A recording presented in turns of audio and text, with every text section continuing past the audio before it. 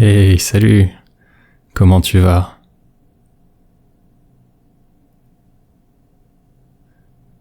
Écoute, super, je suis super content de te voir. Tu veux quelque chose à boire?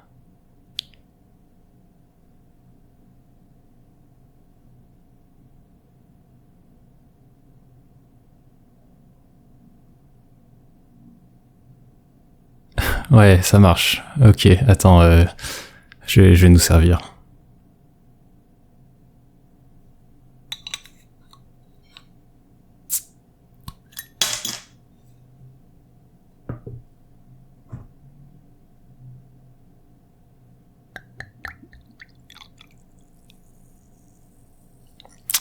Allez, à la tienne. Chin.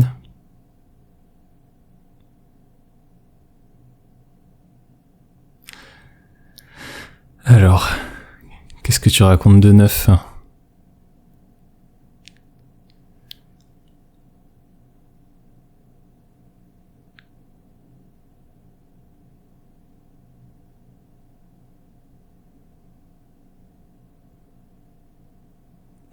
Quoi? Non mais c'est pas vrai ça. C'est une fake news. Me dis pas que tu crois ça.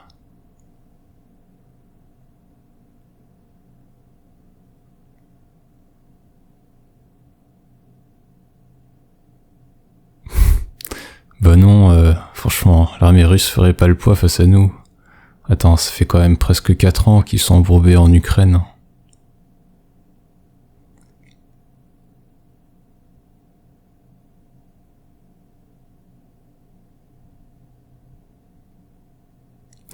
Ah ouais, bah vas-y, hein. Moi, montre-moi ton article. Moi aussi j'ai des sources fiables. On va regarder et comparer. Attends, je prends mon téléphone.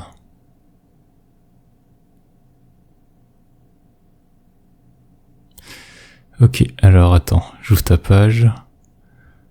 Jusqu'à quand l'économie russe pourra-t-elle financer sa guerre en Ukraine? Bah voilà, tu vois, le titre même de l'article te dit qu'ils sont mal en point. Et après dans le chapeau, l'économie russe est au bord de la récession.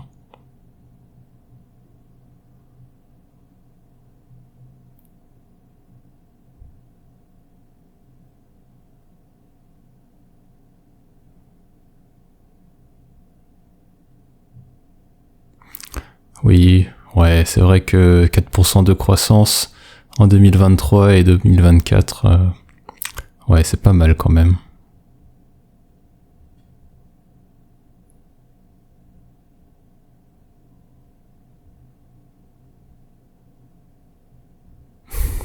Bon, ok, oui, c'est vrai que l'économie russe, elle a mieux tenu que ce qu'on nous avait annoncé au début.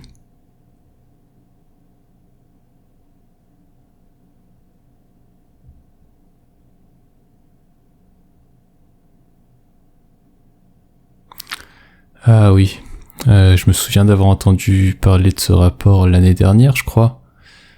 Ouais, ça disait que les entreprises russes avaient bien tenu et que la Russie était en mode capitalisme de guerre, c'est ça?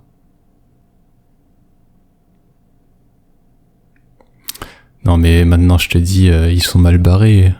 Regarde, là ça dit qu'avec les dernières sanctions, la Russie pourra plus faire autant d'argent avec le pétrole et le gaz.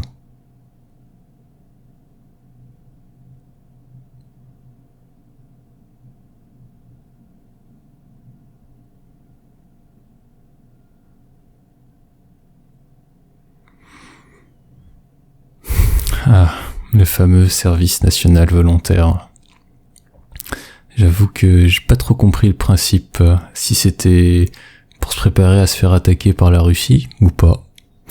Mais si vraiment ça devait être pour se préparer à se défendre contre la Russie, Macron il l'aurait rendu obligatoire, non? Enfin, ça me semble plus logique.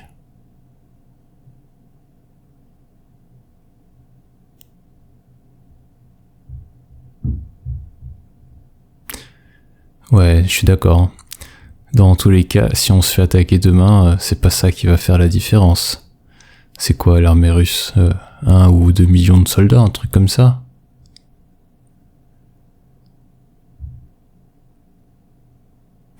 Ouais, voilà. Mais tu vois, dans le même temps, certes, ils sont super nombreux, mais ils ont toujours pas réussi à prendre l'Ukraine, ou même à complètement s'imposer dans les oblasts qu'elle prétend défendre. Tiens, regarde cet article du Monde. On y explique à quel point ils avancent lentement.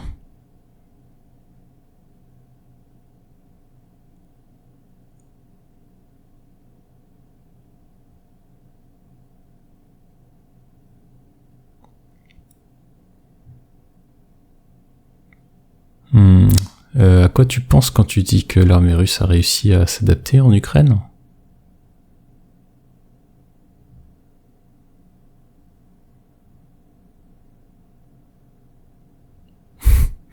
Ouais, c'est vrai, bon, l'espèce de retrait tactique vers les 4 oblasts quand ils n'ont pas pu prendre Kiev et l'adaptation pour lutter contre et utiliser massivement des drones, ouais, ça montre d'une certaine façon une capacité d'adaptation. Enfin, je suis pas analyste militaire, hein.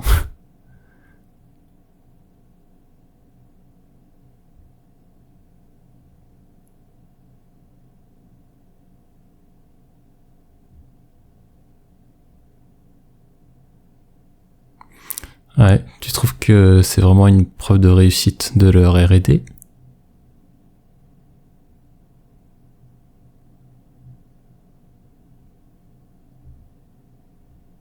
Ouais, tu sais, les missiles hypersoniques, pour moi, ça avait plus l'air d'être un bon coup de com' pour faire peur, hein. Ça reste des annonces et des prototypes dont on parle, hein. On est encore loin de l'industrialisation et du déploiement massif. Par exemple, regarde le temps de développement des équipements et armements militaires modernes, comme le Rafale, le F-35, ou le Sukhoi 57, le Sukhoi 57.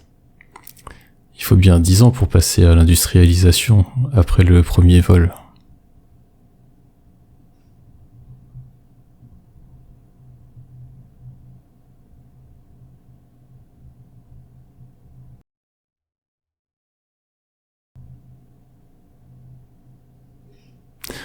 Ouais, c'est vrai que le discours du général Mandon était un peu alarmiste, peut-être. Pourtant, après, on a plutôt essayé d'éteindre le feu, tu sais, au lieu de nous expliquer que les parachutistes russes allaient arriver demain dans nos campagnes et nos villes. Et il y a aussi l'exercice de l'OTAN en Allemagne, là, qui peut questionner. Après, de l'autre côté, la flotte russe, quand même, elle prend assez cher, hein.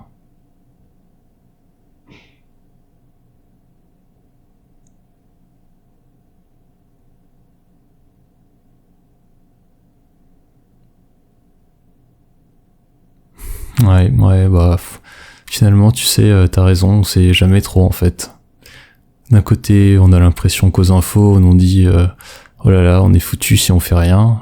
Poutine vient nous chercher dans 2 semaines dès que l'Ukraine n'a plus de missiles solaires. Et de l'autre, on nous explique que la Russie est en train de galérer comme pas possible. Elle cherche à trouver la petite porte de sortie avec les accords qui lui permettraient de sauver l'honneur à moindre coût.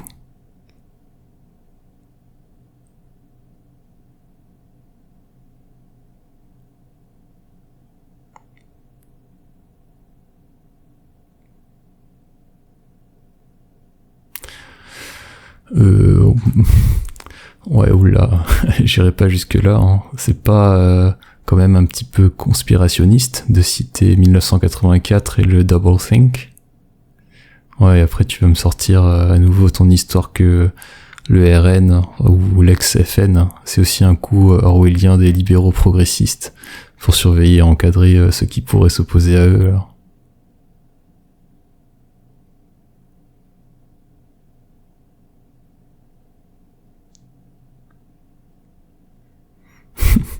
Ouais, bon, c'était une discussion sympa quand même. Ouais, c'est toujours top quand on se voit, tu sais. Ou même si on n'est pas d'accord et on s'engueule un peu.